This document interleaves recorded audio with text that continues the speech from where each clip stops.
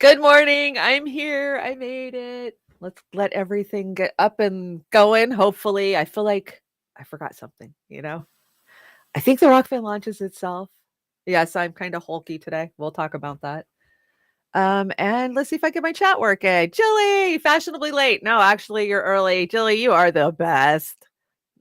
The Marvin of mods, as we say. Ugh, I hate days. I do too, SF Thomas. I'm having one of those I hate days.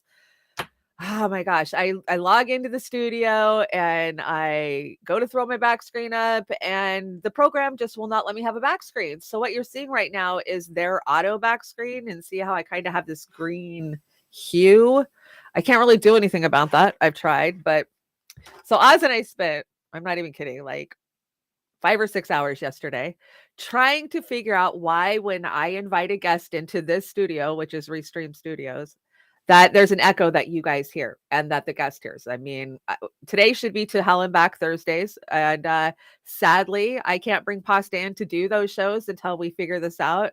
As you guys know, I've been through 5 different studio programs and I'm trying to figure out which one works best. Each one has a problem, like either a camera interaction or there's just each one has its own set of problems, and I'm trying to figure out which one I can accept with the least amount of problems. But you guys can hear me, right?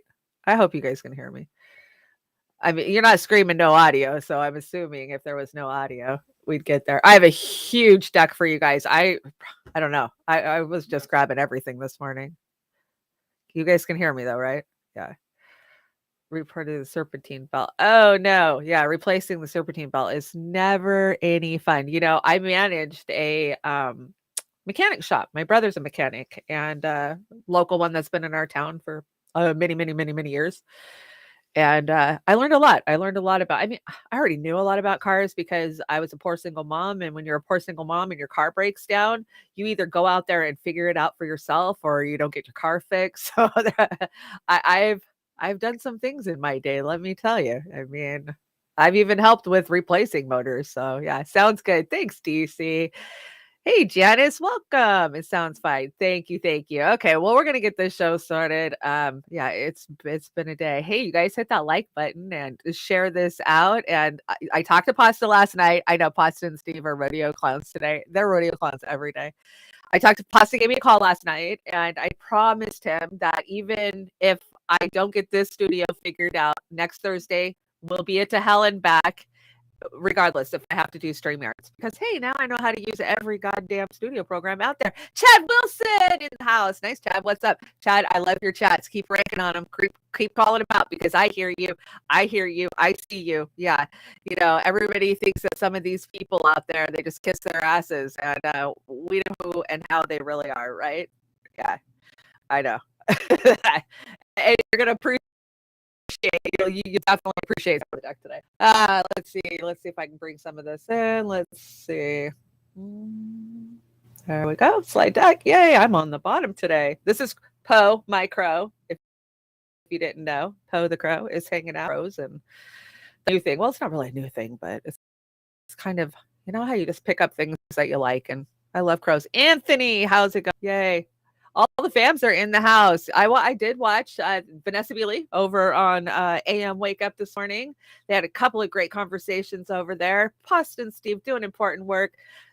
Pasta and his calling out the China hating. I love it. Keep it up, Pasta. Yay. Keep going, because this is bullshit. We're fed a narrative. Uncle Warren stopping by this morning. Great interview the other day with Comrade Misty Putin.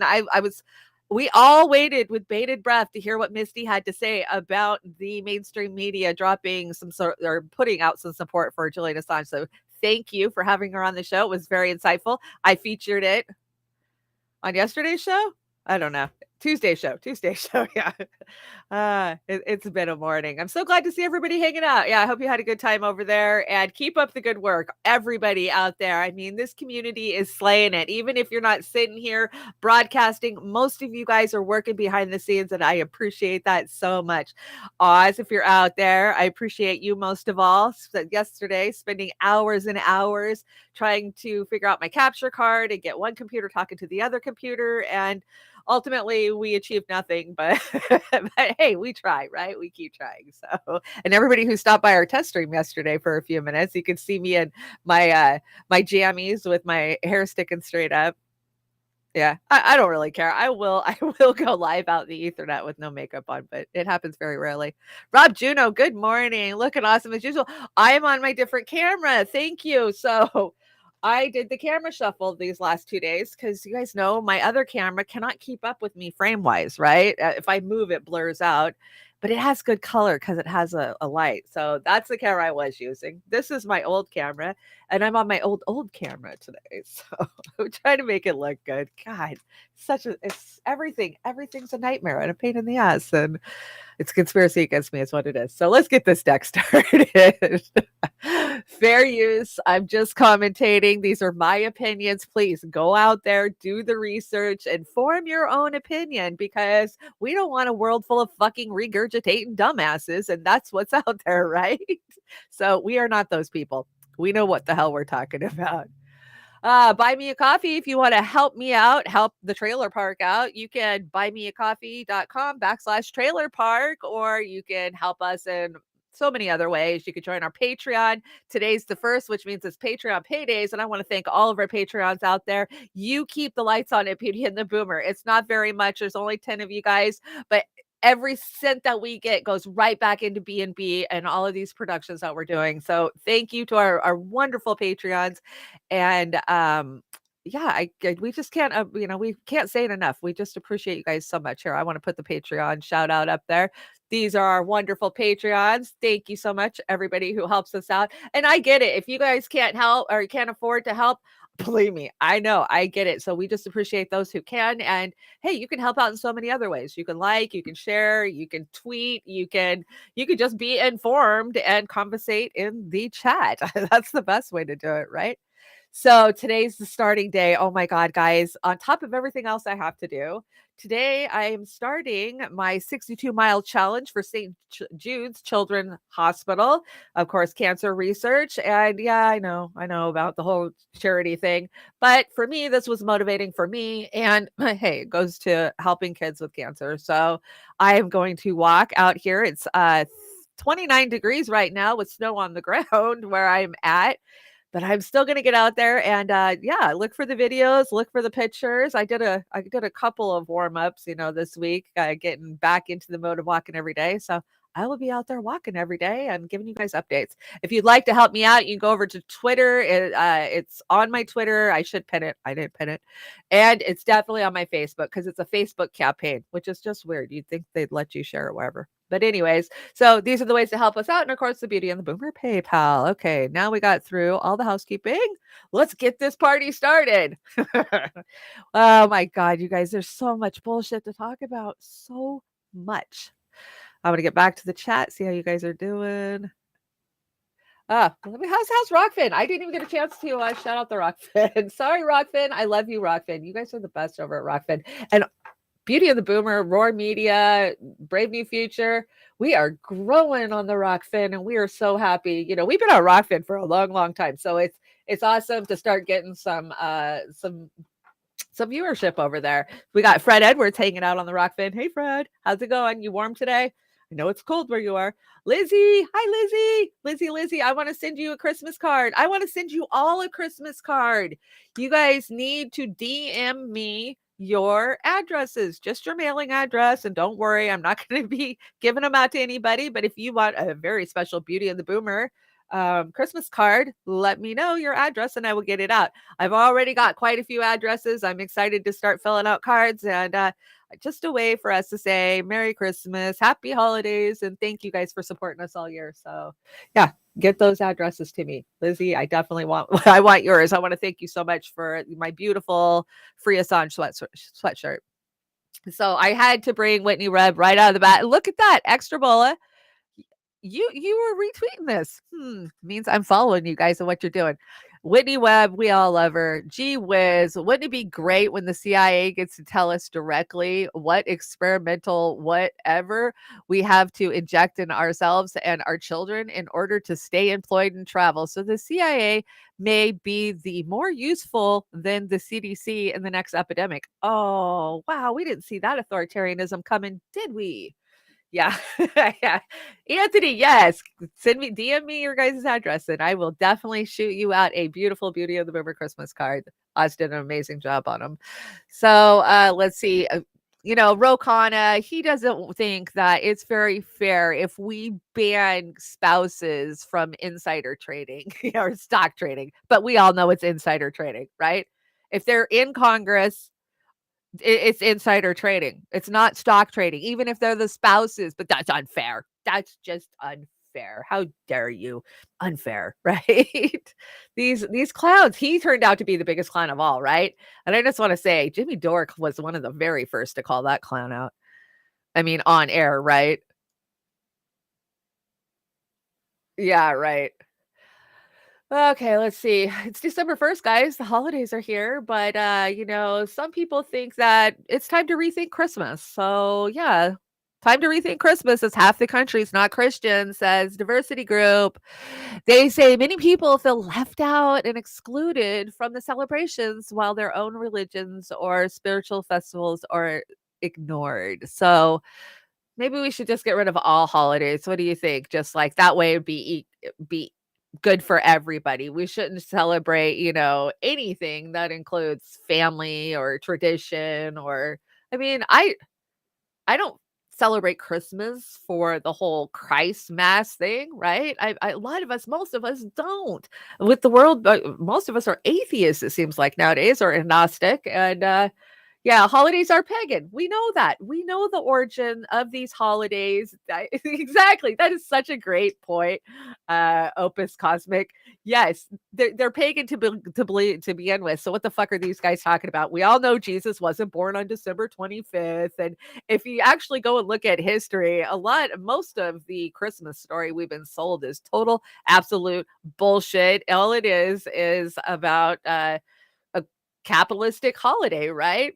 Making money for all of those corporations that so yeah, I don't see them getting rid of it because it's one of their biggest pay offers. I look at Black Friday. I mean, look at how much money I haven't heard the numbers from this year's Black Friday, but I think most of us do it as a family thing. I mean, it's middle of winter, it's cold, the lights. That's what I love about it. I love yeah, totally about winter solstice. Thank you, Kate.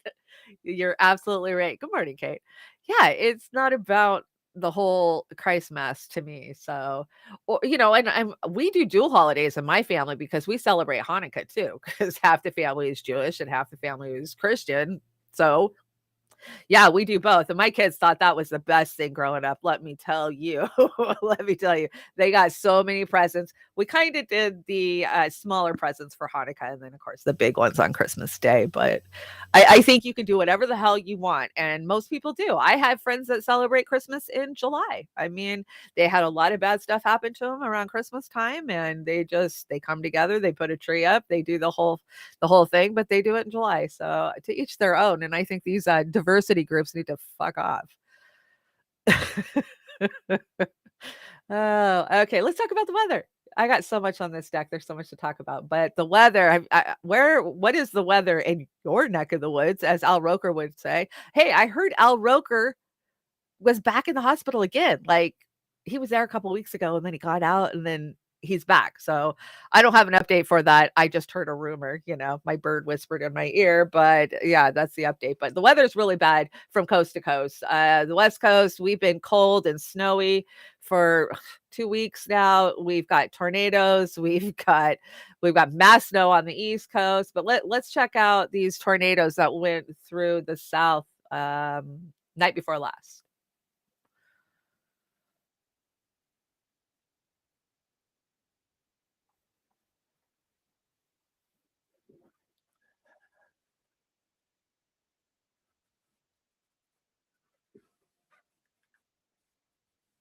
No sound.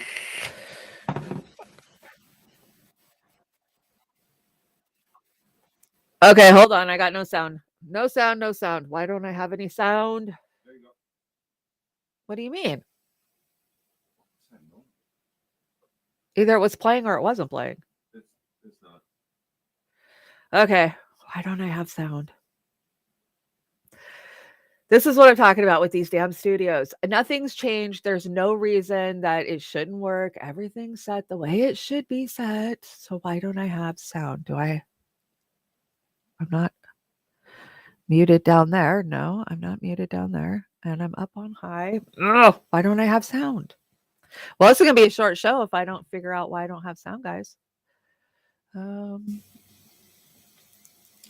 Hold tight, hold tight, hold tight. I'll get there. Got to jump through a million hoops. Speakers, it's on the right one. Dang it.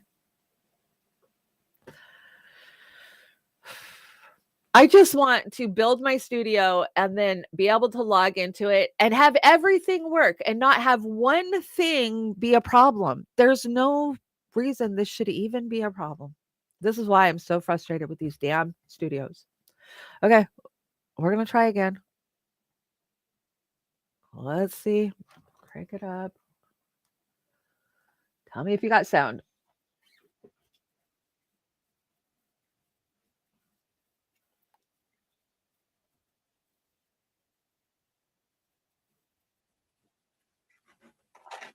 No. Still no sound. Let's see. Oh. Tell me if you got sound. Still no sound. Yeah, I still don't have sound. What could it be? What could it be? What could it be? Okay, I'm just going to kill the media and bring it back in. See if that helps. Remove the source. Grab the source again.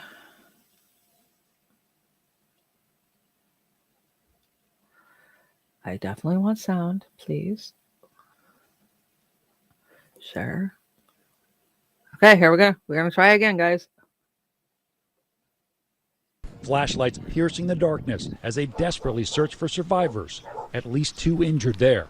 In Alabama, just after 3:15 in the morning. It's rapidly moving eastward. So Wetumpka, you need to be in your safe place. You got this storm approaching from the west. An EF2 tornado, winds up to 120 miles per hour, touching down north of Montgomery, sending trees crashing into homes, ripping apart others, debris hanging from utility poles. This is what's left of a community center. Tragically, that twister killing a mother and her 8-year-old son. A relative identifying them as Chiquita Broadnax and Cedarius Tell. The boy's father rushed to the hospital. I think the tornado really just came very, very quickly in this case. In Utah, Alabama, a different twister making a direct hit on this apartment complex. Look at all this building material, just everywhere. Up there, a 4x8 piece of plywood impaled on that tree. This is where kids would normally be playing. But the walls and roof of those bedrooms blown out. Amazingly, no one here seriously hurt. Kathleen Jones rode out the storm here with her 3 kids. So it came through, you heard it, and what you and My your kids, apartment just was shaking. what'd you do with your kids at that point? All I could do was just grab them up. And we all went into the closet and I just told them about it, cover their heads. And all I was just saying, look, God, please help her. That's it. All I could do was just call on Jesus. Their home now condemned. That is so. Can you imagine 3:00 in the morning? I mean, I've gone through a couple of tornadoes, and I can't imagine. I just can't. If it hit at 3:00 in the morning, you're asleep. I mean, you're hearing sirens, and you don't have time. You don't have time. That's very sad. But we've talked about this for years. It's just going to get worse. Extreme weather is getting, it's going to keep killing people. We know that. Did you see that plywood? That was crazy up in that tree. And that roof looked just like mine. Tin roof rusted. Mine's rusting in weird stripes like that. I don't know why. When I pull into my driveway, I'm like, why do I have a striped roof? Who the fuck do you think sent the tornado? That's a good question. Do you see that? You never know. We don't know. I feel like the more I learn, the more I don't fucking know anymore, right? I used to be able to just tell you guys that that's the weather, and now I don't know if that's the weather or if it was intentional. My brain has been broken by too many truths, and so I just take it all in now, and I don't know what to think. Right? Was it DC? Was it HARP? Who knows? Who knows? It just seems a little odd around this time of year. I mean, yeah, it's happened in the past, but it just seems like a weird time of year for it to be happening.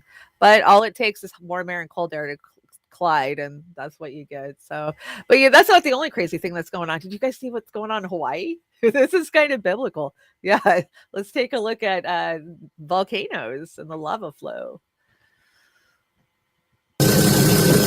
Oh.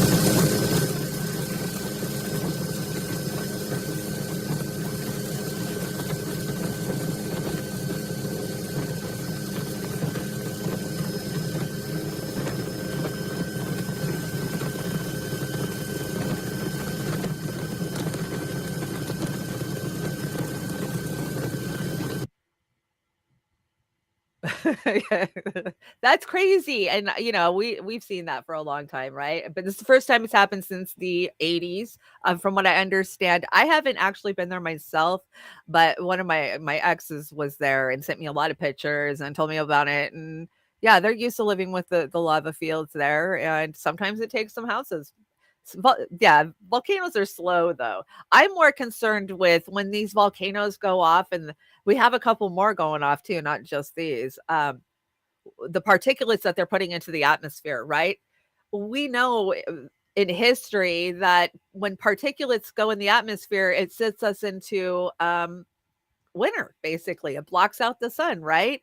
And so we'll get blamed for that climate change wise, right? It's your fault. It's your fault. But it could just be, a lot of it naturally coming from these volcanoes. Yeah, my brain's broke, guys. What is it? At least Shanda's brain isn't as broke as Tom Hartman's brain has been broken. Kate, I know, I was a big Hartman fan. I was 2016. And we lost so many to COVID and Trump, right? If they didn't get Trump derangement syndrome, they got COVID derangement syndrome. And yeah, so it was like we were all running and they just kept peeling off along the way. And yeah, they're all gone now. Shelly, I got a couple of things from Shelly on the deck. Shelly always killing it over on the Twitters. So that was your weather and Earth report. Okay, let's get back into some politics. So let's talk about the railroad workers and the fucking authoritarian Biden regime. So Kashama Sawant says Biden and the Dems are selling out railroad workers, the Congressional Progressive Caucus, who failed on every issue of consequence for workers, whether 15 minimum wage or Medicare for all, don't seem to be able to muster up much backbone to stand up for a few days of paid sick leave for railroad workers. Absolutely, Shama. Don't forget the Shama when it's always the Dems. Always the Dems, right? We can't trust them to do anything they say they're going to do. They will not fight for anything they say they're going to fight for. We have known this for years. We got the fraud squad out there. They don't do shit. Every person that we rally behind, pick up and send up there, they just conform and sell out. And there's no other word for it. Oh, they're not selling out. No, they're selling us out. The people who worked our asses off to put them where they're at, who continually, knocked on doors and phone banked and did parties and, everything that we have done to get these damn people there. Now, I honestly can say I have not supported any of the squad because I saw them for the frauds that they were right out the fucking gate, and so much so that I can't even participate in regular politics anymore. I get invited to a lot of political stuff locally, Republican and Democrat, because I'm friends with both parties where I live. And I just laugh at both of them. Like, you guys don't get it. The system's so fucking broken. Yeah, right down to how we put them in office. And this is not going to fix anything, and nothing's going to get fixed, right? And the things that AOC is a paid actor. I'm beginning to think that all of these guys at some point have had a meeting with the CIA, right? The CIA, Jimmy Dore did an amazing report in 2017, and I can go back and find it because I've had to go back and find it before, where there was an article out there where the CIA was saying how they were going to infiltrate our elections and they were going to take over our elections. And that was right around the time that AOC popped up. And I've never forgotten that. And I've always thought she was CIA, CAA fucking setup. And then I went to the border and I learned about the School of the Americas. And yeah, all of these people are puppet heads, right? And even if they weren't puppet heads, you don't get to stay there unless you're going to be a puppet head for them.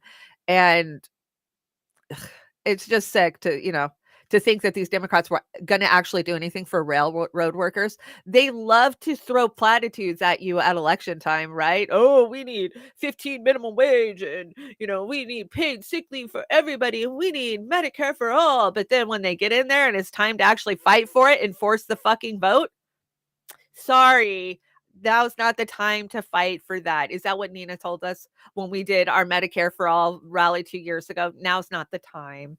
Nope, can't fight for that now. So I'm assuming now is not the time to be fighting for paid sick leave, even though we just survived a pandemic. They're telling us there's more endemic pandemics coming, but you don't need any goddamn sick leave. So yeah, I brought a little clip from Redacted, the other Redacted, not Lee Camp.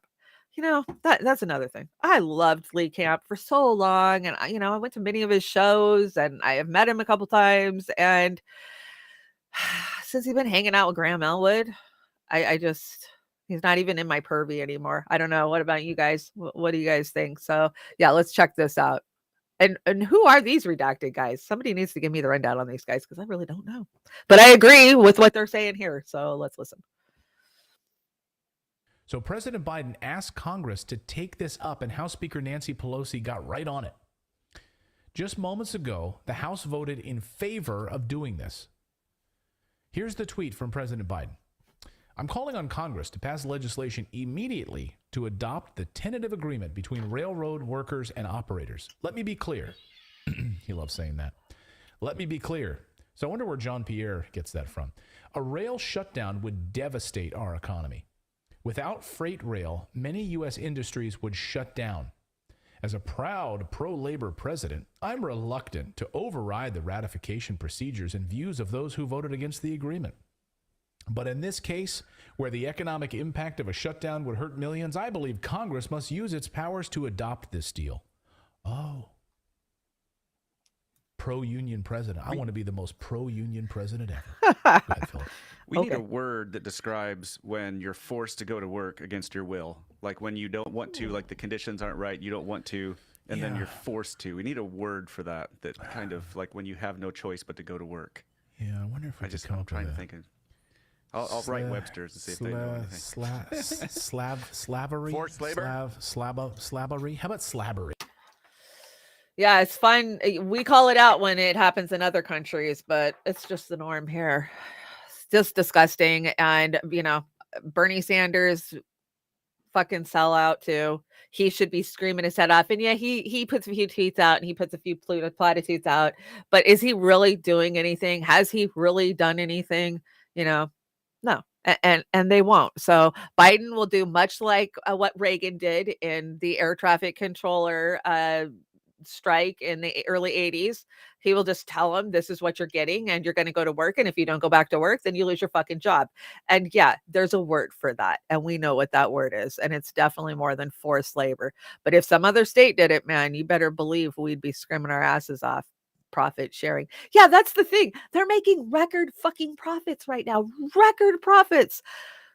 Corporations have taken over the world. People told me back in the early 90s, oh, in the future, we're all going to belong to corporations. And I couldn't envision that. I couldn't then. Boy, I sure can now, right? Just what corporation are you going to sell your ass to? Because that's the choices that we're going to have here coming up very shortly. Oh, so yeah, let's talk about Hakeem Jeffries, because Pelosi is leaving, going quietly into the night. Yeah, I kind of doubt that, just like Hillary went quietly into the night. But a lot of people have a lot of things to say about it, and the Dems are sure happy, starting with Bill Clinton. So Hillary Clinton says she is thrilled to see Rep. Hakeem Jeffries take up the mantle to lead Democrats in the House, with Rep. Kay Clark and A. Aguilar Pete filling out our leadership team. The future of our party is bright. Congratulations to all. So let's look at those names again. Rep. Kay Kelly. Is that Aguilar Pete? Yeah, that's I don't know what the name is, but and then of course Hakeem Jeffries. This is scary, guys. This is scary. When Hillary Clinton and Bill Clinton are on Twitter fucking doing a happy dance and a victory lap, yeah, we're screwed. So Bill Clinton has to retweet his wife, of course, and say congratulations to Hakeem Jeffries and the entire Democratic leadership team. I know you'll all do an outstanding job representing our values and moving America forward. Because, yeah, they're representing our values and moving America forward. That's scary. When I see both the Clintons like retweeting each other and putting this out, that just tells me how screwed we are. We are so screwed with these guys. I mean, Pelosi was Pelosi. She was a dumbass. Some of these guys, they're a little bit more diabolical. I don't know.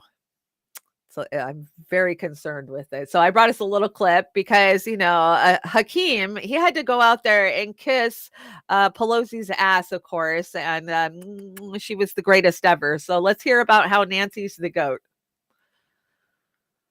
It's an honor to stand before you today. Democrats on Wednesday unanimously elected Hakeem Jeffries to serve as the party's top leader in the House of Representatives, replacing Nancy Pelosi to become the first Black American to hold such a high-ranking position in Congress. At a news conference, the 52-year-old New Yorker acknowledged his 82-year-old predecessor, who in 2007 was the first woman to be elected House Speaker. I also want to convey my thanks to Speaker Nancy Pelosi, an extraordinary speaker for the ages, who has delivered so much for so many over such a significant period of time.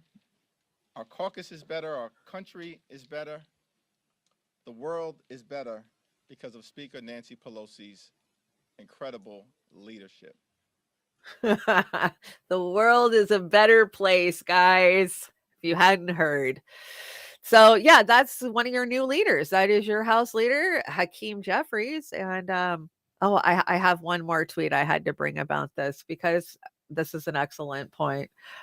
Yeah. Hakeem Jeffries is not a progressive. Hakeem Jeffries is not for Black people. Hakeem Jeffries serves one boss, and that is his corporate masters. If you think replacing Pelosi with Jeffries will bring you the progressive change that is needed in this nation, you're delusional or ignorant. So, yes, I have to 100% agree. Delusional or ignorant. Those are your choices.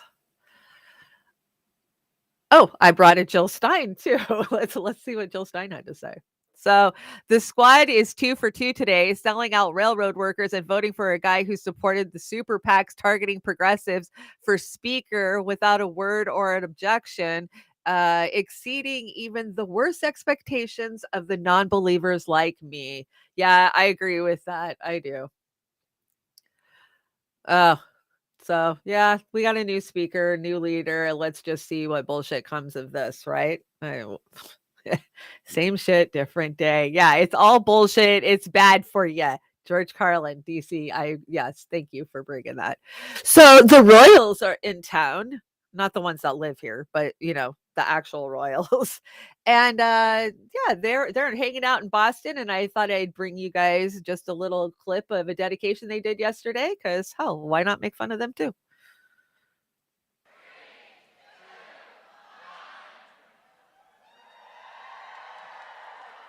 60 years ago, President John F. Kennedy's moonshot speech laid down a challenge to American innovation and ingenuity. We choose to go to the moon, he said, not because it is easy, but because it is hard. It was that moonshot speech that inspired me to launch the Earthshot Prize with the aim of doing the same for climate change as President Kennedy did for the space race. And where better to hold this year's award ceremony than in President Kennedy's hometown, in partnership with his daughter and the foundation that continues his legacy. So yeah, when they come to town, there's never anything good that they're up to, right? Yeah. I'm on YouTube, so there's a lot of things that I can't say. Chad, I want to highlight your comment here. Hold on a second. Jill Stein is still raising money for her 2016 presidential campaign. Hundreds of thousands of dollars raised for what she has to pay back to the FEC. Wow, even what she raised over what she had to pay back. How much did she have to pay back to the FEC? I am not a huge Jill Stein supporter or fan, I will tell you. I was a huge Jill Stein supporter in 2016. As soon as Bernie bent the knee in August of 2016, I immediately pivoted and went to the Green Party and was like, okay, obviously the Democratic Party is fucked. And I applied to work for the Jill Stein campaign, and I was treated rather rudely, even after doing the whole process of turning in my applications and cover letters and all that shit, right? But still, I was on the ground supporting. I tried to organize a Green Party locally, which was a joke because the Democrats were actually in charge of the Green Party where I am. I'm not shitting you. And so that was kind of a bust. But anyways, I went out there and I just supported Jill on my own, right? And I don't believe the numbers that Jill got. I really don't, because I saw with my own eyes how many people pivoted from Bernie to Jill.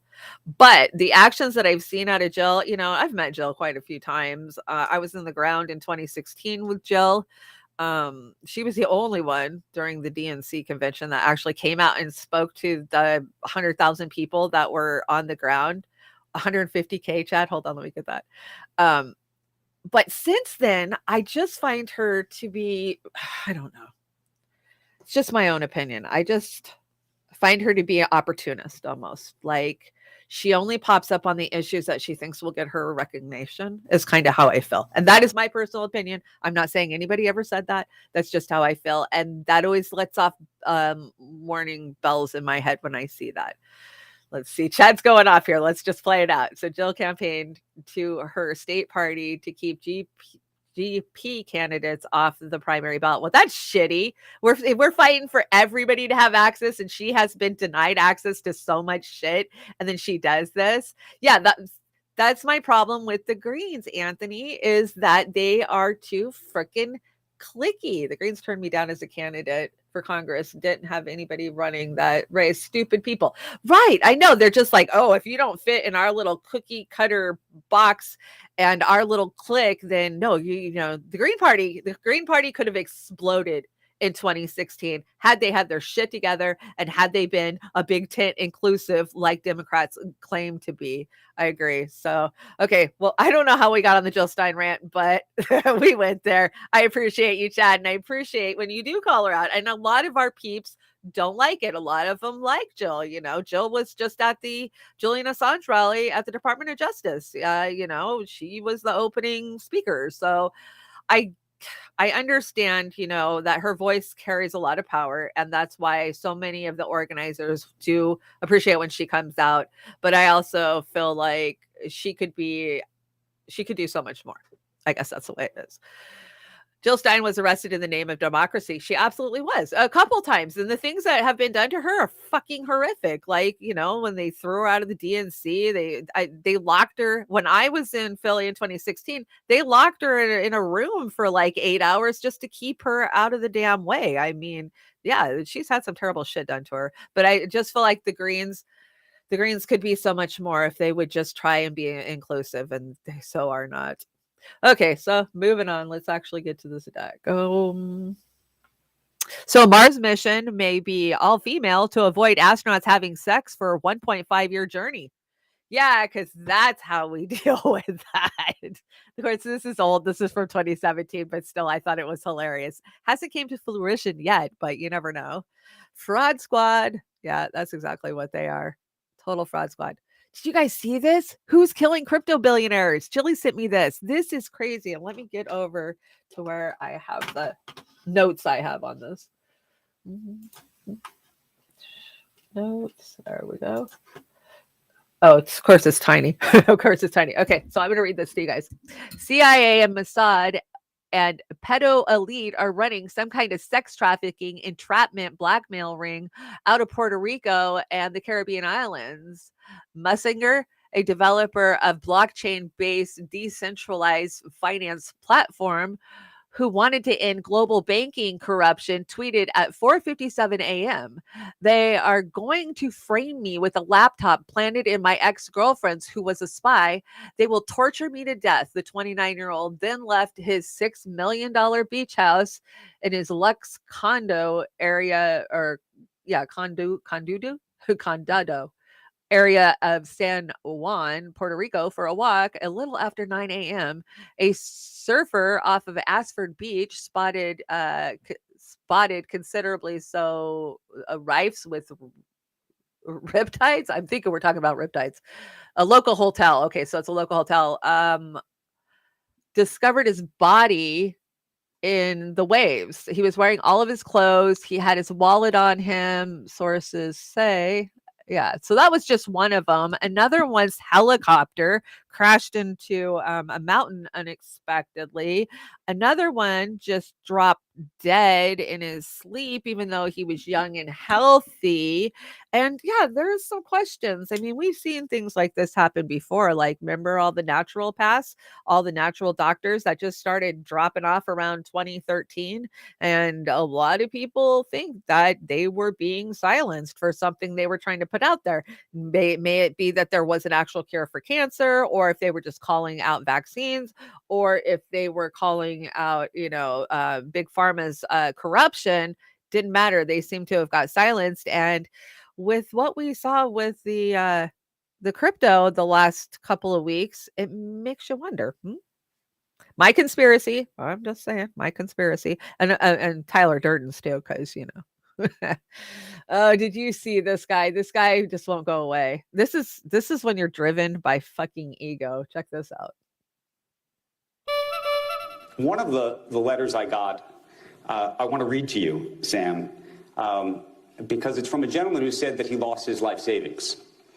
And the subject line is, Sam Bankman-Fried stole $2 million from me.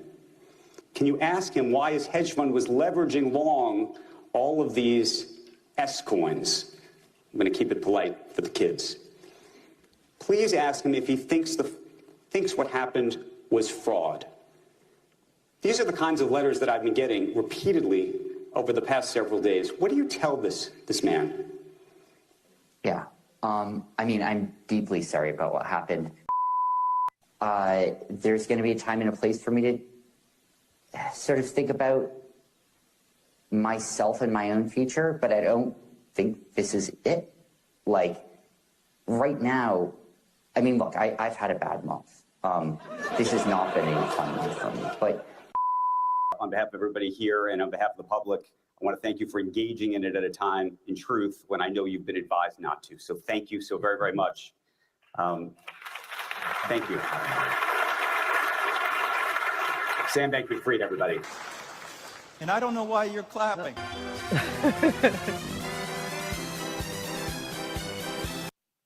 Do you guys see that smile on that guy's face? Yeah. Do you want to talk CIA freaking puppet? That's one right there, right? I mean, we've all said it. There's so many of them, but you cannot convince me that this kid is not got strings pulling him down the way. And he doesn't seem very worried, right? Is that satire? No, that's not satire. That was not satire. He actually said that, and then he smiled about it. Speaking of total hypocrisy, where am I at? We got a lot of hypocrisy going on today. Oh, okay. Well, I guess we're going into that story first. Okay. You guys saw this, right? Oh, God. I can't even remember this guy's name. It'll come back to me in a second. Let me take that off of there. How do I get that off there? Hide message. There we go. So when you get caught stealing luggage, but still want to treat yourself, you guys, that's bad. That's really bad. I'm not making fun, but let's just hear about Biden's non-binary woke energy czar, Sam Brighton, caught stealing luxury luggage at an airport. Now, I know you guys saw this because it happened yesterday, but what the actual F? But we thought Sam Brighton might be an exception. Sam, an MIT grad and an expert, quote unquote, in nuclear energy, started back in June as a deputy assistant secretary in the Department of Energy. But we quickly discovered that Sam, who goes by the they-them pronouns, might not be the right person for the job. According to a report, there were substantial irregularities during Sam's hiring process, and Sam's gender identity may have taken precedence over actual qualifications. Perhaps the Biden administration chose this former nominee for other reasons. Maybe they were impressed by Sam's lectures on kink, or their interest in pup play, whatever that is. Either way, it looks like Sam's not only unqualified, he might also be a criminal. Boy, oh boy, oh boy, oh boy, oh boy. We got to talk about Biden's non-binary drag queen nuclear energy czar, who was just charged with stealing a woman's $2,000 plus luggage at an airport. Now, if you guys didn't know, Biden hired this very strange individual, Mr. or Mrs. I'm not sure exactly what their pronoun is. They. But it's Sam. Okay. So they were at an airport in Minneapolis the other day, and they saw a very nice name brand bag and decided they was going to grab it. And they have camera of they pulling the tags off of it. So the tags to your tag saying it's your bag. Apparently they have them on camera ripping the tags off. But my question is, if you are the energy czar of nuclear energy, what the hell do you got to, why would you be ripping off bags? Why wouldn't you just buy bags? And you can't tell me that this guy inside of Biden's freaking cabinet doesn't have some back channels to make enough money to buy himself stuff. He has to be ripping it off. I am so confused. And my other thing is I don't have a problem. Be what you want to be. Call yourself what you want to say. Call yourself. But if I'm not allowed to dress in my best party gear to go to work, why the hell should you be? I've been a woman my whole entire life. And if I show up to work in a tube top and a fucking mini with 6-inch stilettos, I'm probably going to get fired, or I'm definitely going to be working in a strip club. So it's confusing to me. How is this professionalism? There's no professionalism if you're at work like that. To me, it's confusing. At least he wasn't stealing nuclear secrets. Oh, wait. Yeah. Oh, wait. Yeah. You can't hear, Chanda? Oh, good. Good. Damn. I've never been allowed to. I'm one of those people. I've been sent home many times from school and from work for either being dressed inappropriately or everybody just like gives you that cold stare and hates on you. So you learn to just kind of dress to fit in, right? I don't know, to each their own, but don't be stealing other people's shit. And that pisses me off. Last time I flew, I got my bag back and I had a really nice custom tag that was pink and it had my address and stuff. It matched my luggage. It matched all of my bags. And somebody fucking ripped that off there for no reason. It just pissed me off. Why rip that off there? And it was on the last leg of the trip. So it happened in Seattle. That's what pisses me off too. Correct. Oh, do you guys see the Tim Pool Kanye shit? We have to talk about it. It sucks, but let's talk about it. And I'm just going to say it, like I keep saying, it just makes me feel bad for Kanye. Kanye seems to understand a lot of what's going on truly behind the scenes, and especially experiencing that as a Black man who's made so much money and thought he had so much power, right? But he can't come out and say these truths in the realities that he's trying to say them out without having his own throat slit. And really that's what is happening. And he's absolutely batshit crazy to think that he's going to have a successful run for president when we saw Trump not even be able to have one, right? So Tim Pool had to jump in on this. But first, I want to show you guys Tim Pool and his sister fighting on Twitter. Did you see this crap? So let me see. Here we go. So Tim Pool, it seems that around 10 p.m., Club Q posted they were having an all-age drag show. The next day, about 2 hours later, the shooter came in. People keep calling for wood chippers, and this is what happens. So this was the tweet that he put out, and it was immediately responded to by his sister, Lisa Pool, saying at Timcast, you really think LGBTQ people are grooming children? What the fuck is wrong with you? Do you not remember working at Mom's Coffee House in Boytown in Chicago when we were teenagers? The community had some of the most wonderful people we've ever met. Yeah, because inflating, I don't know, working at a coffee house to what's going on makes any sense, or even what he said made any sense. But yeah, family spat over on Timcast. But then Tim at the same time had Kanye on, and Kanye walked off after like 20 minutes. I mean, they barely got into it. I don't know if you guys have watched it. It's out there. You guys know I think Tim Pool is CIA.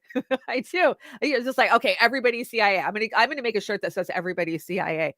But I've wondered in this space where we are and following each other for years, right? I followed so many of these podcasters, is what they originally called themselves.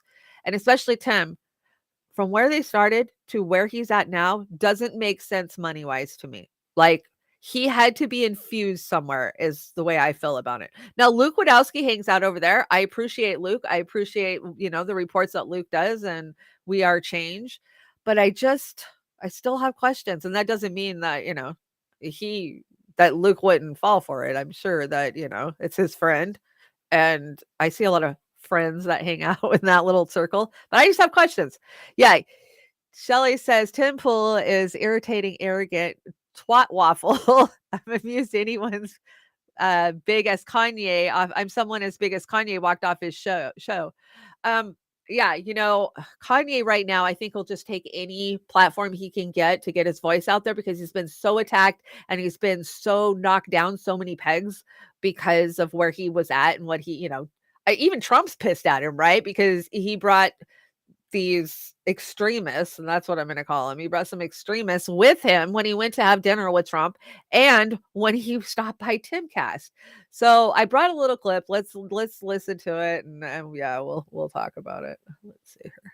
There we go. What do you mean it's not? What do I mean? Like, okay, so how about, are you leaving? Are you afraid of the press? He's gone. Tim Pool hosting notorious anti-Semites and racists like Kanye West and Nick Fuentes wasn't the win that he was hoping it would be. Kanye walked out of the show after Tim Pool barely pushed back kind of on some of his anti-Semitism.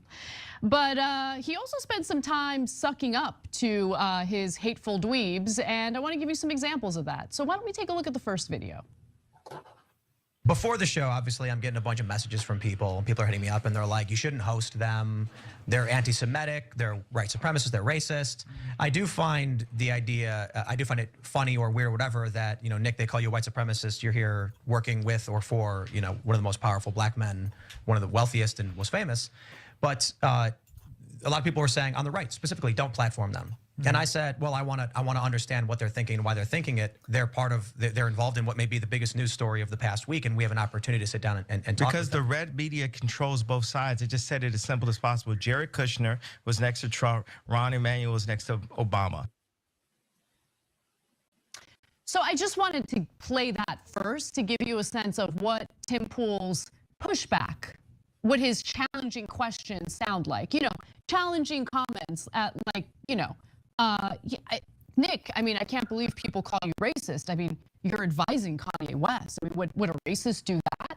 Good job, a laundering reputation of a well-known anti-Semite and racist. Good job.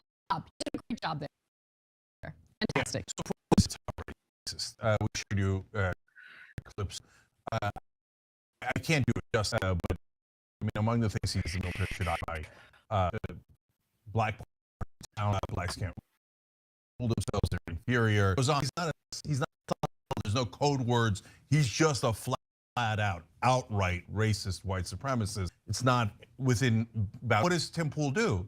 He said, well, I mean, you're working with a black man who also thinks, wears White Lives Matter shirts, says so, like, is an infinitely stupid man who's mentally ill, pushing. Okay, I know, guys. I'm so sorry to make you that sick this early in the fucking morning, but I hate them just as much as anything else. Oh my God, Anna is just stupid. Okay, first of all, if you've watched the interview, it was only 20 minutes long.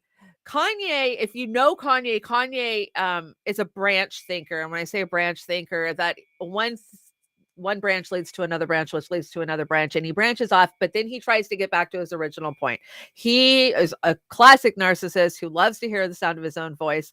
But Tim asked him, Tim's interviewing him, asked him a question. Kanye gets started, and then Tim rudely interrupts him multiple fucking times, right? And then Luke jumps in and he tries to steer the conversation a little bit. Great job by Luke. And Tim had a raw, nasty energy in that interview. Like, I've got Kanye West, that anti-Semitic piece of shit, and he's got these guys, and I'm just gonna tear him down while I got him here. And Kanye was reading that. I mean, Kanye is not a stupid man. You don't make as much money as if you're stupid. He felt it. And you know what? He was just like, fuck this shit. If I sit here any longer, more is going to go out there for everybody to turn against me. And he got up and walked away. It was probably the smartest thing he could do. The smartest thing he could have done is not go on the damn show.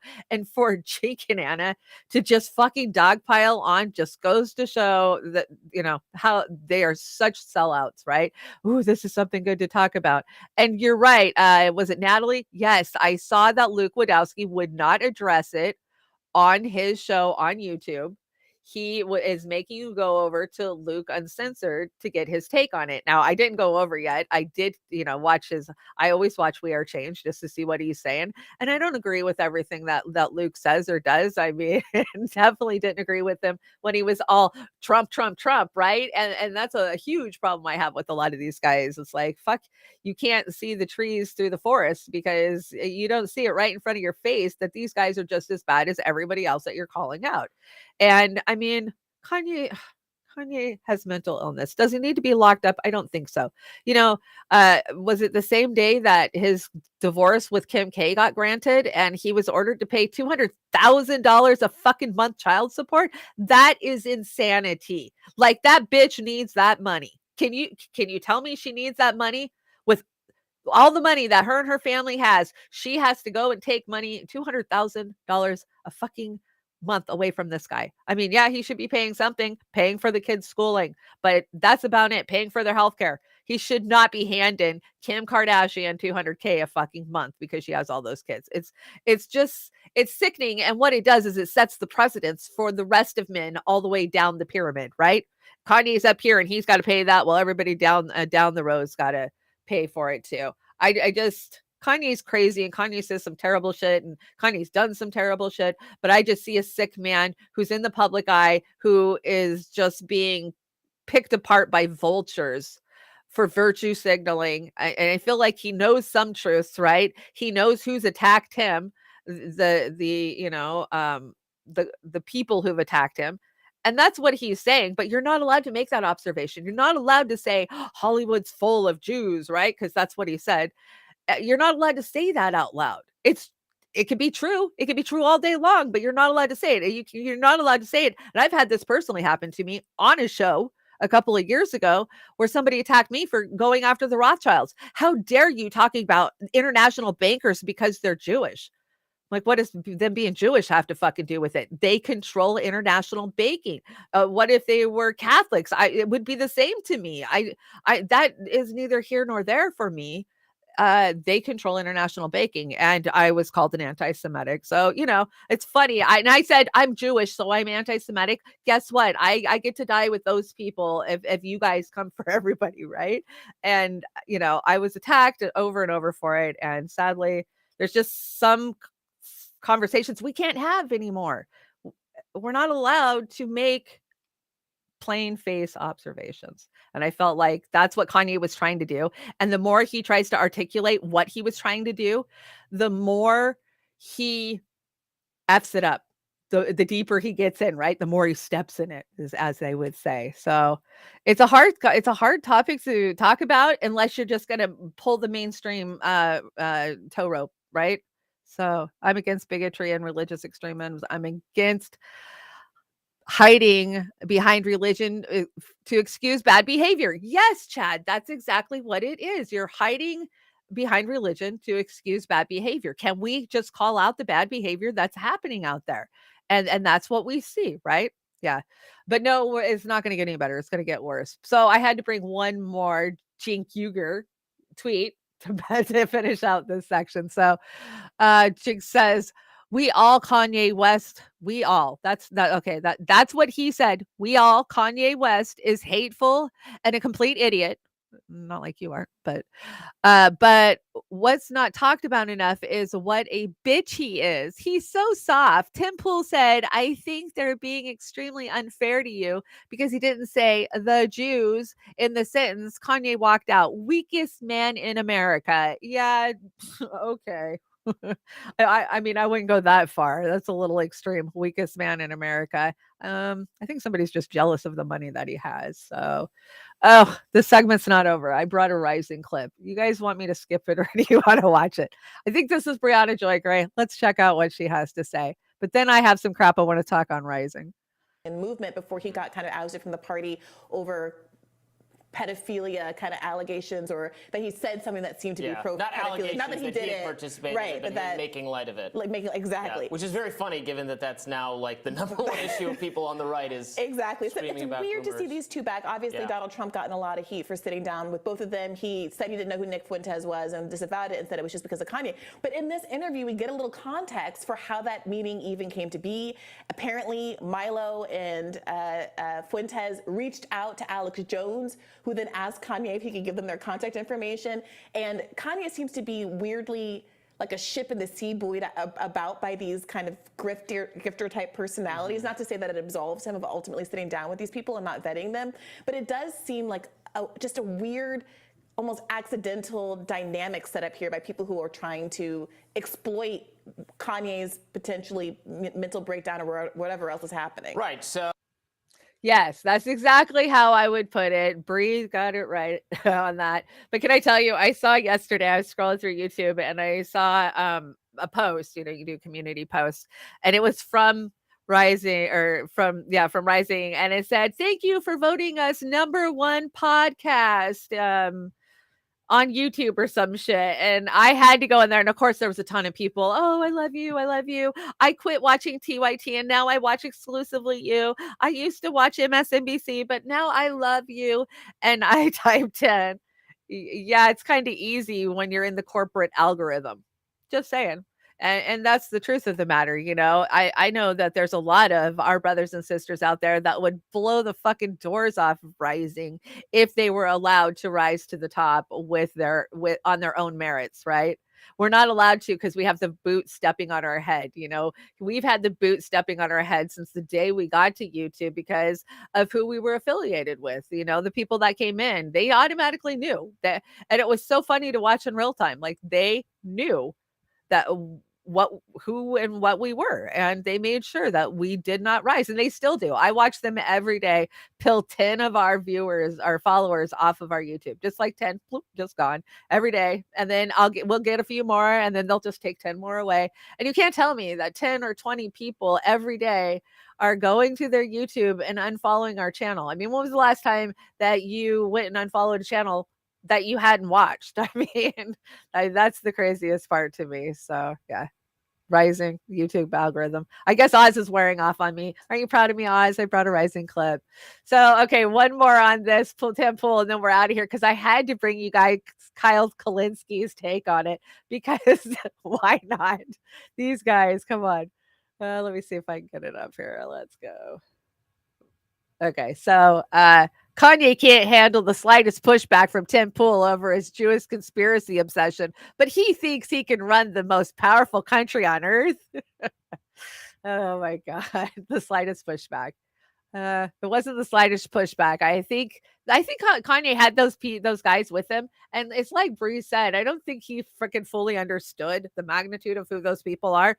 I mean, you might get told somebody does this or does that, but you don't know their whole history. You don't know everything they've tweeted out and all the things that are going to come skeletons are going to come chasing you from their closet. And I think it's more about Kanye's lonely right now. You know, God, he's going through this terrible divorce. He's had so many things taken away from him.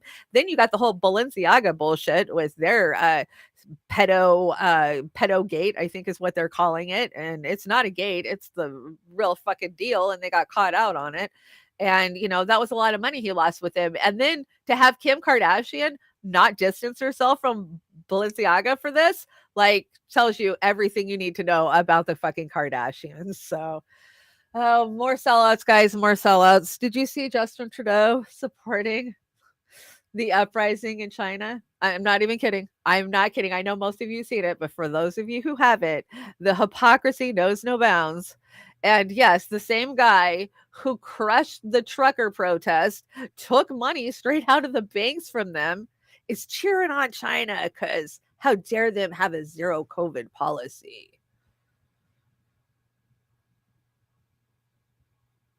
Canada stands with the people who are expressing themselves, further outlining and how Canada was in fact watching the demonstrations unfold in China very, very closely.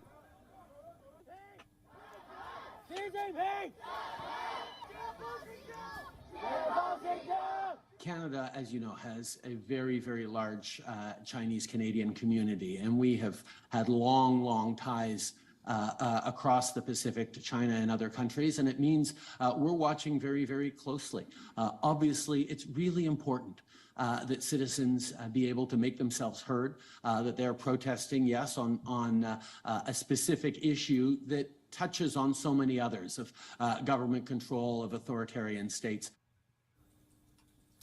Now, demonstrations have in fact erupted in at least 8 major cities across China. Some of them even started calling for Chinese President Xi Jinping to in fact step down.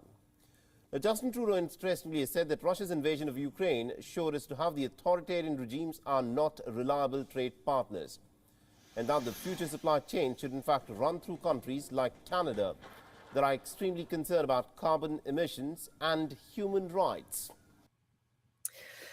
We know hypocrisy knows no bounds with these assholes. And yeah, it's not shocking at all. Of course, they want to villainize China. You know, we know that.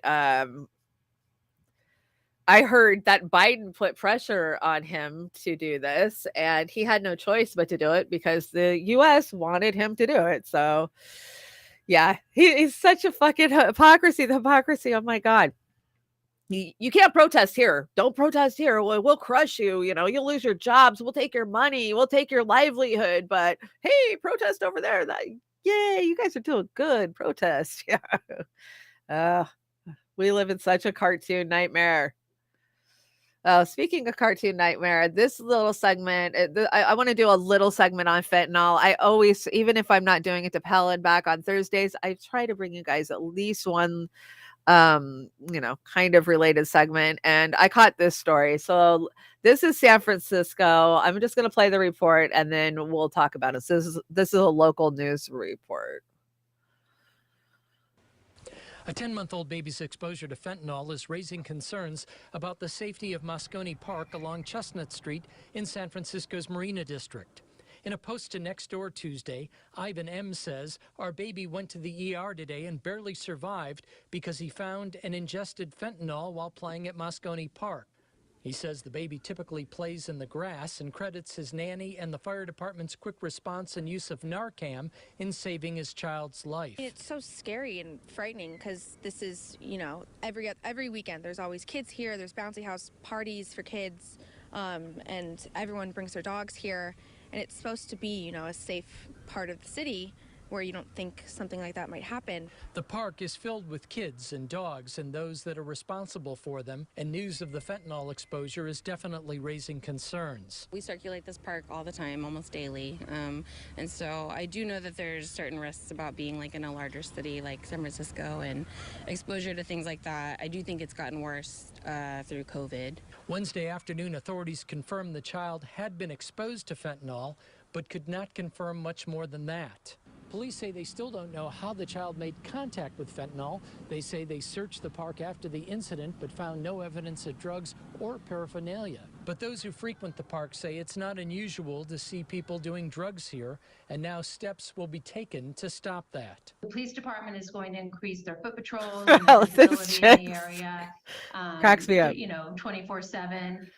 Rec Park is going to continue to do the cleaning that they do in the area and make sure the park is closed, which they do routinely. And those are the immediate steps that are being taken. I'm going to guess she was a Democrat. Okay, so I got some questions. This is San Francisco. Obviously, it is a upper class neighborhood because they interviewed a nanny and they said the baby, the 10-month-old baby, was with the nanny. So, if you got a nanny, you're paying. And okay, so fentanyl, the 10-month-old baby got fentanyl in the park and ingested it, is what they're saying. Ingested. That's how they said it, right?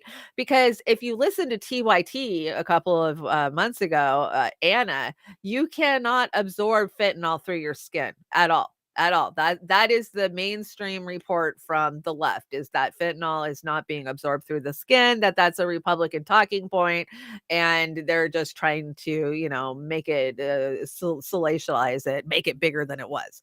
So they say they don't know how this baby got it. So there's only one of two ways this baby got it. It's 10-month-old baby. I've had lots of babies, grandchildren. You don't take a 10-month-old baby. They're not walking yet. Most of them don't walk till 1 year old. I mean, if you got a 10-month-old and they're already walking, I highly doubt you're just letting them loose in the grass.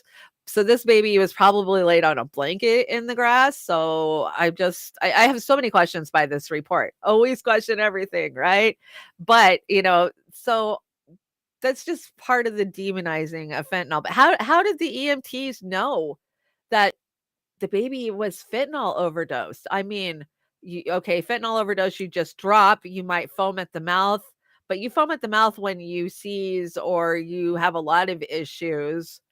Put it in the baby bottle. That could be a question, right? Or that could be, I'm thinking maybe the nanny was a user. And maybe the nanny had it on her hand and transferred it to the baby while she was at the park. Might as well do a little hit while I'm away from the house. I mean, that's just me.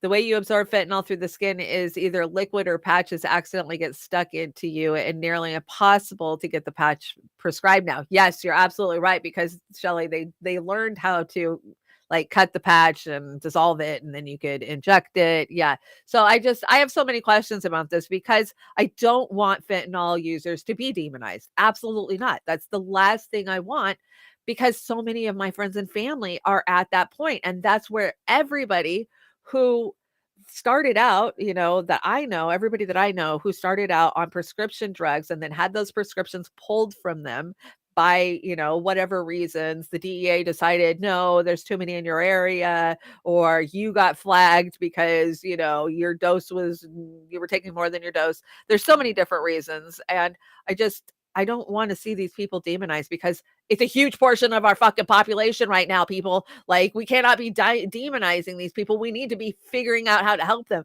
how to get them treatment, how to get them off of the streets so they're not in parks doing this. And so, yeah, I brought another clip to back this up. And, we're going to do this first. I got this from Shelley. Shelley, thank you for posting this, because I think it's so important. Couple dies by suicide after DEA shuts down the office of their chronic pain doctor in a fentanyl panic. Authorities have struggled to combat drug abuse while protecting pain patients who need opiates to manage their conditions. Now, I have done a lot of shows on opiates, and I've done shows on fentanyl, I've done shows on all of these things, right? And I never want to demonize those who have legitimate pain, because I am one of those people. That's why I went to the doctor. It wasn't because I was looking to get high. That was the furthest thing from what I was looking for. I was a single mom working fucking almost 100 hours a week to try to make my bills. And I have a broken body. I had a broken knee. I had a bad back. I mean, there was so many different things. And it wasn't my decision. It was my doctor's decision to hand me those prescriptions, right? So I didn't choose it. And I don't think anybody out there has chose this. And then especially if you're somebody who's dealing with like a life debilitating, illness, cancer, or, some kind of spinal injury. There's so many things. There's so many things that people need pain relief for, right? And we had a compassionate view there for a couple of years, for a good 15 years, when they were passing these drugs out, that to leave somebody in pain is inhumane. It's not compassionate. And I still feel that way. And all of these people who are now on fentanyl, they're in pain, and we're not being compassionate. And so I never want to demonize those who absolutely need medicine. We've got to find treatment. We've got to find paths to help people. But I don't think that giving everybody big pharma is the answer, right? So for those who, I'm talking about the fentanyl users, right? They go in, they're addicted to fentanyl, and they just want to put them on Suboxone or Narcan or one of these things. I've seen great results with it. I mean, it's helped many of my own family members. But God, I hate seeing big pharma get rewarded for fucking unleashing an epidemic on us, and making even billions and billions of dollars more on it. It's just so frustrating. And I don't know what the answers are. And I don't think anybody really does, right? Not in this corrupt corporate, big pharma world that we live in. So 4 years and no opiates. Oh, congrats. I congrats, man. It's fucking hard. I know it's hard. And I'm so thankful that I found Kratom when I did, and it saved my life. And I wouldn't be sitting here at this moment, even with the courage to open my mouth or feel like I had the worth to have an opinion, let alone to be sitting here telling you guys my opinion. So that's what Kratom has done for me. Just the confidence to come out here. This is a treat, guys. I brought you guys such a fucking treat.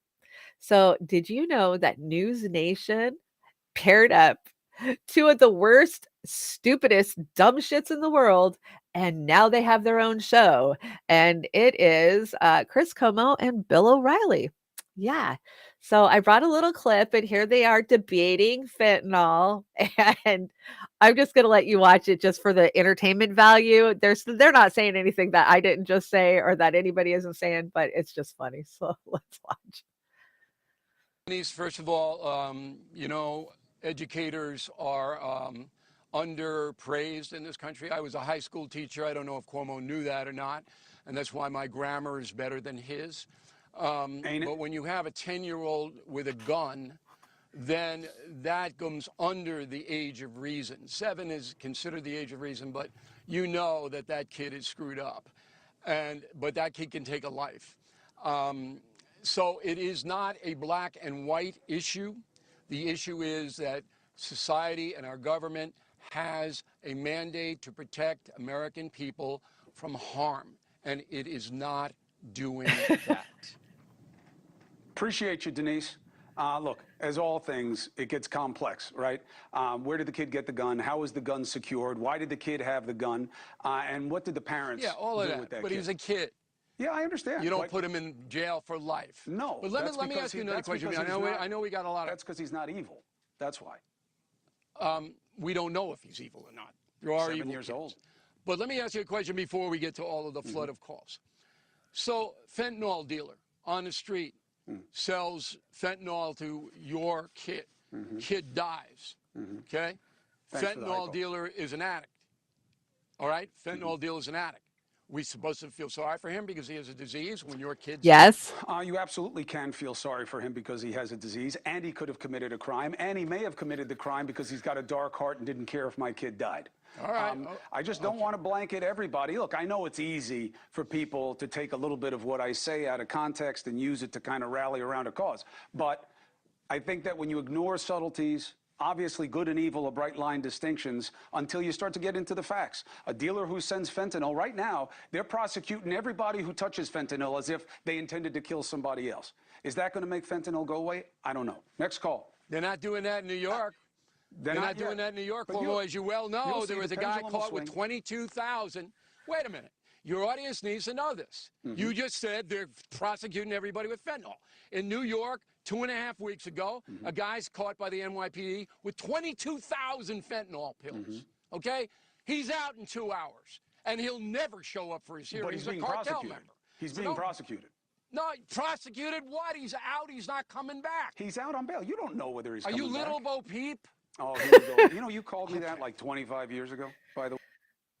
So it's just the only reason I was watching that for the factor that O'Reilly just constantly calls Chris name. I can't wait for him to call him Fredo one of these days. But of course I agree with Chris about we can't demonize these people. And we learn nothing during the crack epidemic that was unleashed on us by our own government, that these 3 strikes you're out, stringer freaking sentences, they don't do anything, but they feed the prison industrial complex, right? And that's what we're doing with fentanyl. We just move from one thing to another.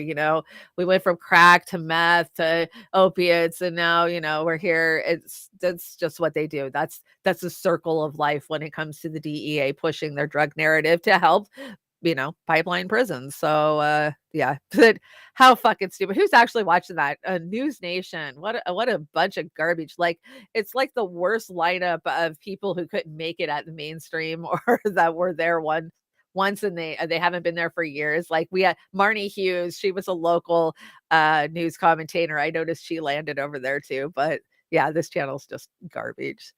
Let's talk about Portland and homelessness, because I got a little bit of an update for what's going on there. We heard a couple of weeks ago that Mayor Ted Wheeler had a 5-point plan, right? He was just going to shove the people out. They voted to make tents illegal on the sidewalk, right? And they're going to start sweeping them. So I brought a couple of clips. One, I think both of them are from a town hall that happened on Monday. So let's check it out.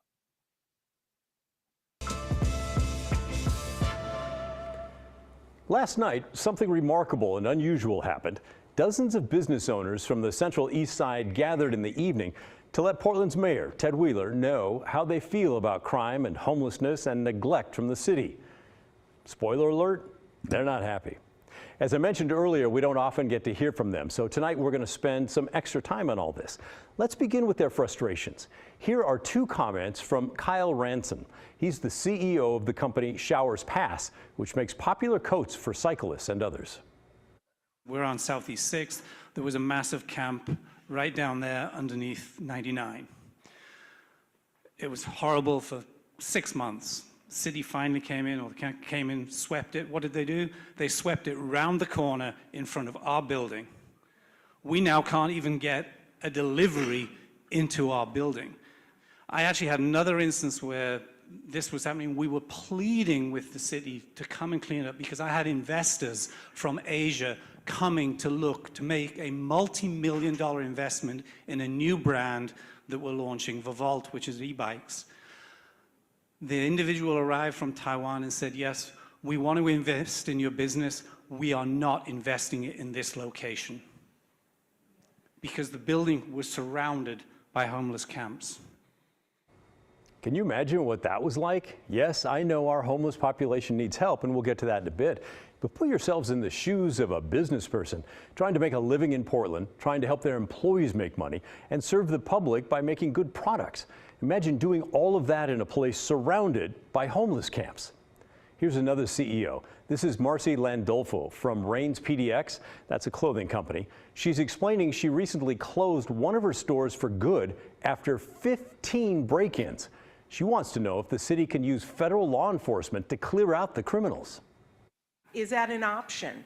If we can clean out the crime, then we can hopefully focus better on our citizens that need and want the help to get off the streets, that need and want the drug treatments, and separate that out from the outright criminals that have come here to exploit our city, exploit our resources, and mostly exploit the good nature of all of us, because now we're all sick of it. So just wondering if it's an option to just address and clean out the crime on a very public, outward, and visible level, to send, to just send that note. We're not going to tolerate it. Well, Mayor Ted Wheeler did not answer directly.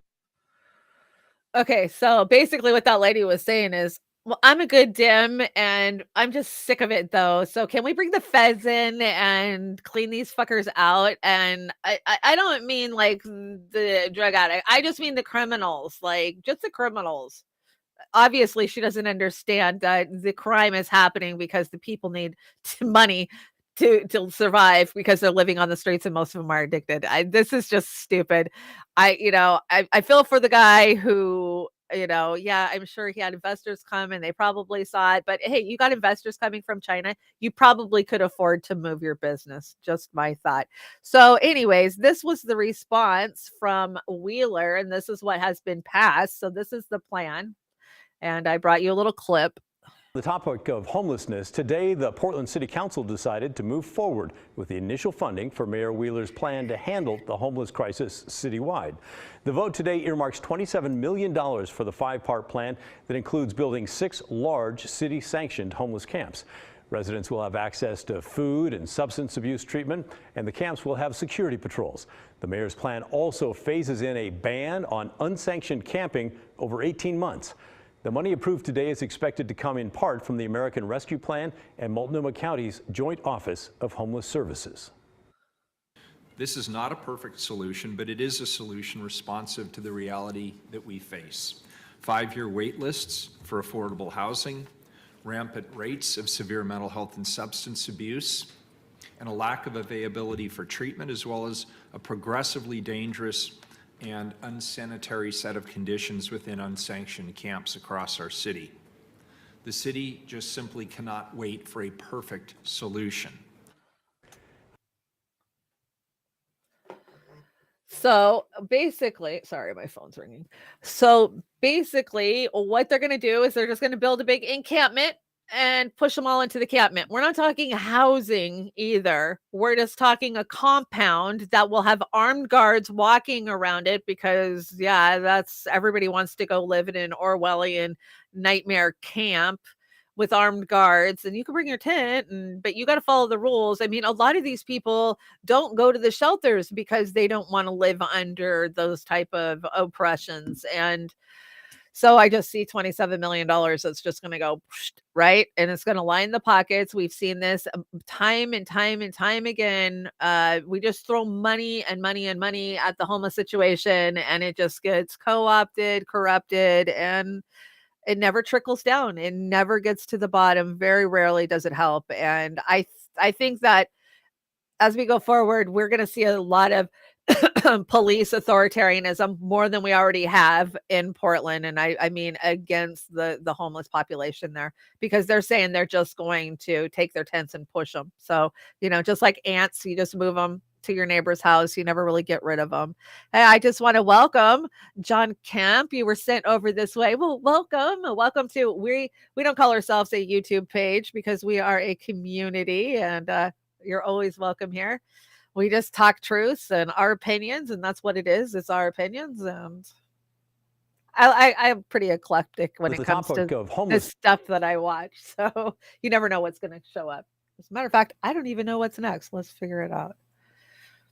Oh, Dabu 7. I got a Dabu 7 for you guys. Yeah, shortages. We're starting to see shortages of medicine across the board. Over-the-counter medicines, especially children's medicines. Now, remember, I've been bringing these reports to you about how amoxicillin, children's amoxicillin, that bubblegum tasting stuff for earaches, is on very short demand, especially in other countries, but now it's starting to roll into America, which nothing worse than a screaming baby with an earache if you can't get the medicine. So let's check this out. This is Dabu 7. I wanted to shed some light here on an issue that we're having here across the country, where they're saying there is a very serious shortage of many different drugs here. Amoxicillin, Augmentin, Tamiflu, albuterol, Tylenol.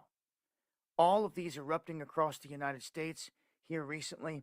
We also have some other alarming numbers. There was a record set in October for the number of parents that had to take off work to take care of sick children. And they're saying that this issue is exploding across the country. It's what they're trying to call a triple-demic. When you're talking about COVID, the flu, and RSV, and there's all kinds of arguments here when it comes to that. But right now, they're saying there's simply not enough medication to go around. One doctor says, been doing this decades, has never heard of a Tylenol shortage here in the United States, along with other medications. But for those of you that may run into this issue, sick kids or things of that nature, you might want to prepare, because they're saying that this stuff is disappearing. That we have not even got to the heart of flu season yet.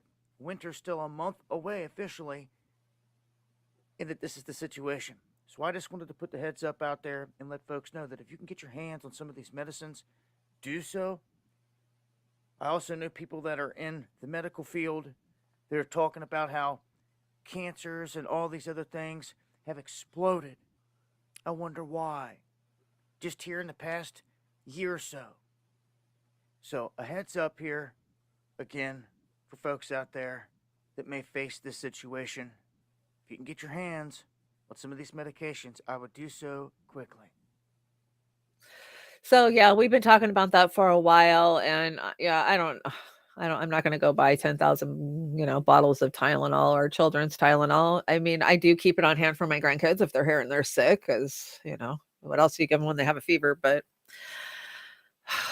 it's just a sign of what's coming, and we all know it. We all know it, right? And then to hear that everything's on the rise. Well, we called that. Pasta and I called that onto hell and back. Like the instances of everything, because nobody was going to the doctor. Not to mention what's in the secret sauce, right? I mean, there's so many things, so many ways that we're getting sick, and then the flu wasn't around, right? We didn't clock the flu for 2 years, right? So nobody even talked about the flu. And we stayed away from each other because we were all social distancing. We, as a species, interact and mingle with germs. That's what we've done since the moment we've been conceived. And that's why we have immune systems. And that's why our immune systems can fight off viruses. So then when we don't go around each other and then we start to come back around each other, we pick up viruses from each other. And I have noticed a lot of people are sick. I just had to do a rundown to a family member the other day with a bag full of natural medicines and some local some over the counter stuff, because they were terribly sick with what I'm thinking is just a regular, sickness that we get in the fall. We all, I've always got sicknesses. I mean, I might get sick once a year, maybe once 18 months, but I still get it, right? And because so many of us haven't been sick in a couple of years because we've been so, isolated, I'm really worried that truly this winter is going to be rough for a lot of people, just because of all of the compounding factors, whether it's the secret sauce, whether it's the fact that you haven't came into contact with germs in 2 years, there's so many factors. And then they got the new flu shot out there. So, don't, as YouTube would say, don't forget to get your vaccine. They're safe and effective, as we all know, right? DC coming in with the super chat. Let me see.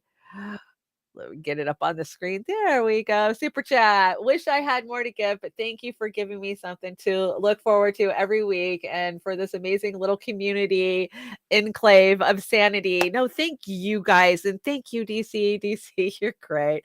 You keep me cracked up, and you kind of help me out a lot of times with my text. So thank you so much. And yeah, we are a little community. I don't call us. I'm not looking for clicks. We've been monetized. I could make you guys watch commercial and make 2 cents, but what the fuck is the point? So I can feed the corporate algorithm.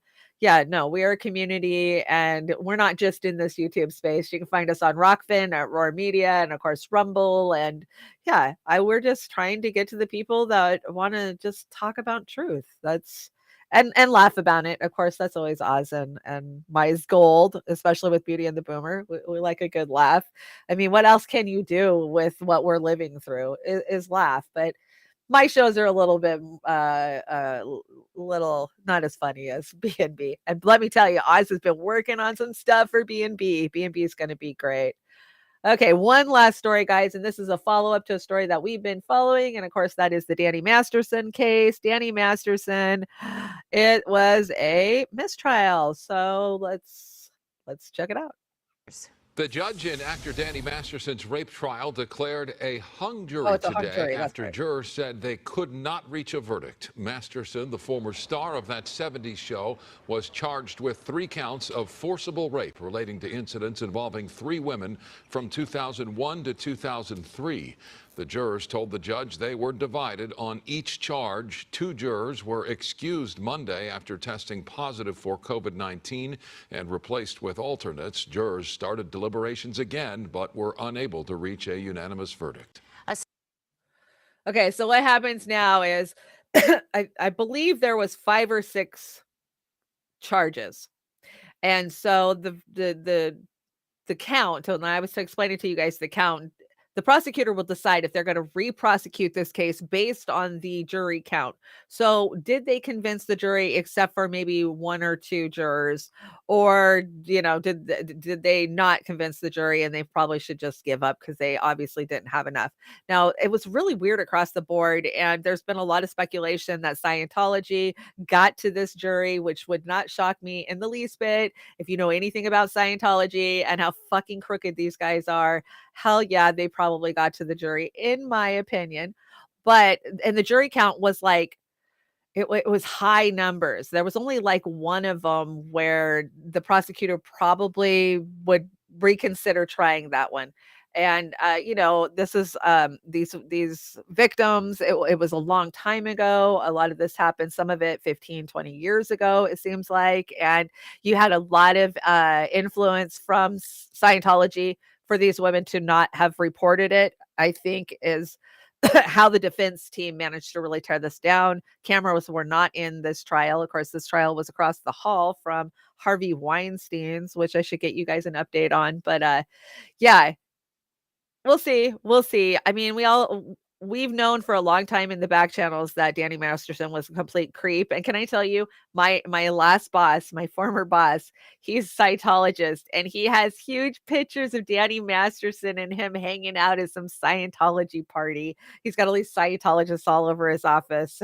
And I've always, even since the 80s, I've been interested in who these guys were, and the cult type power that they had. And the truth's really coming out about Scientology nowadays. So, well, we'll keep tuning in, and go check out Growing Up Scientologists if you want to keep updated on this stuff, because Aaron Levine, he does an amazing job. He's a former Scientologist, grew up in Scientology. He breaks it all down for you. And there's so many. Mike Rainier, he's out there. Scientology's coming for him, though, from what we hear. What else do we got? Oh, I've got a Comrade Misty Putin request. And anytime Comrade Misty Putin asks us to do something, I'm there for her. I got her back. She says, we're winning, but we need more pressure. Let's do a phone drive again. Let's bomb the DOJ. Be relentless. Share like crazy. Hashtag free Assange now. So, yeah, phone frenzy. Leave messages demanding his charges be dropped. And here is the numbers. Somebody wants to drop them in the chat, that'd be great. Or you guys can screenshot. I always screenshot everything. So the DOJ declined to comment when I asked if they were considering dropping the charges against Julian Assange in light of major news orgs and the Australian PM calling for his release. Albanese. So yeah, let's do this, guys. It doesn't take much to call and pray. It's not even pranking to me. I'm just harassing, whatever. I'll go stand out front of the DOJ and have many times. So I definitely don't have a problem calling these guys. So let's call. Definitely call out there. I'm going to keep sharing this for the next couple of days. So you'll see it on the future shows. Tweet it out yourself. Go over to Comrade Misty Putin's Twitter feed and retweet this. Put the hashtag free Assange now in there. Let's drum up as much support as we can. And that's what it's really about, right? And it's Christmas time, guys. And as much as I want to bring Assange home by Christmas, I'm realistic that that's not going to happen. So let's get some Christmas cards and some Christmas postcards off to him. Just let him know that, we're out here. We're fighting for him with all the truths he gave us. We're going to fight for him. So let's get him some Christmas love, guys. And I think that's it for our show today. Oh my gosh, that was a show. That was a heck of a deck, man. There was some kind of tricky stuff on there that's hard to talk about without pissing one side or pissing some people off. And I try to do it tactfully, guys, and just give you my opinion on it. Not saying that my opinion is right. And you know what? My opinion is forever evolving and changing. The things I am saying now were nothing compared to what I was saying 8 years ago, 10 years ago, right? We're all growing, we're all evolving, right? And so forgive me if I step out of line. Sometimes I don't mean to. Well, we got the tech figured out for this show. I'm going to be back next Thursday with pasta for it to hell and back. Watch for it. It is going to happen. I think we'll only be on YouTube's for maybe the first, 20 minutes or something. And then we'll be heading over to the Rokfins and the Rumbles because the things we like to talk about on To Hell and Back are not allowed on YouTube because, the truth doesn't live on YouTube. It lives on Rokfin and these other platforms. Oh, thank you, Chad. I appreciate you. I think I missed a super chat. I want to make sure I get that. Where'd it go? Where'd it go? Get back here. I know it was from Jilly. There it is. Give some love. Super chat. Thank you, Jilly. Love our kindred spirit fams. Me too. Me too. And you know what? I feel for everybody out there who's struggling right now. I know it's December, and I appreciate you guys sending me the little bit you can. Buy me a coffee. It helps. And we've been talking about this mutual aid, right? Because so many of our friends in our little fam, they need support and they need help. And it's not just those of us who that do shows. So somewhere in the background, we're going to start working maybe some way of, I don't know, you guys tell me, do we start a mutual aid GoFundMe where we help people? I don't know. I just would like to do more with the platform that we are building with the community that we have to help those among us that need help. So you guys help me out. You guys brainstorm it for me. Let's see. Beauty and the Boomer Saturday night. Oz has got some amazing stuff in the works, and I think one of them's already up on Rokfin. I'm not going to spoil it. I want him to be able to tell you guys about his work. So take a peek on the Rokfin. You might see something new over there that's going to premiere on Saturday. Is all I'm going to say if I give it away. And we're in what do we call it, winter nights, so we're going to do probably Christmassy like holiday theme, probably till Christmas. So check it out. There's lots of funny refaces and crazy little videos and dance offs and sing offs, and we got all kinds of stuff planned, so join us for that. And I think Amber's doing a Brave New Future on Friday, so tomorrow night. Let me check the Fen over here. How you guys doing on the Fen? Hey, Bad Andy, welcome. Sobe's hanging out over there. Ronnie Graham. Hi, Ronnie. Thank you for joining me. Opus, Lizzie, you guys are so great on the Rokfin. Oh, we got tech support hanging out. I always need tech support. Thank you so much. And of course, Roar Media. Oz, I see you. I see you over there. I hope I didn't give your secret away. And Ruly Bully, Rude Mully. Okay. I like that. That's cool. Welcome. I love seeing all the new faces in here. So yeah, come hang out. And I think that's it, guys. I'm going to do my 2 miles for my 62 in the month of December, and then go shopping. Ugh, I hate going grocery shopping, but it has to be done. So I hope you guys have an amazing day. Stay warm out there. Stay sane. Don't fall for the crap. We know the truth. So I will see you Saturday.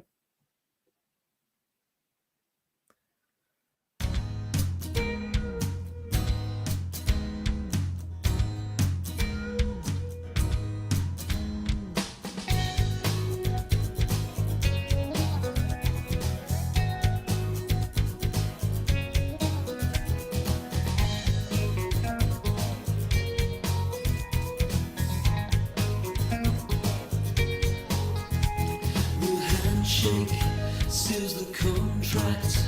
From the contract, there's no turning back. The turning point of a career in Korea, being sincere. The holiday was fun packed. The contract still intact.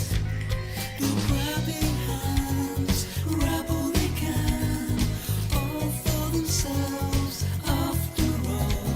The grabbing hands grab all they can, all for themselves after all. It's a competitive world. Everything can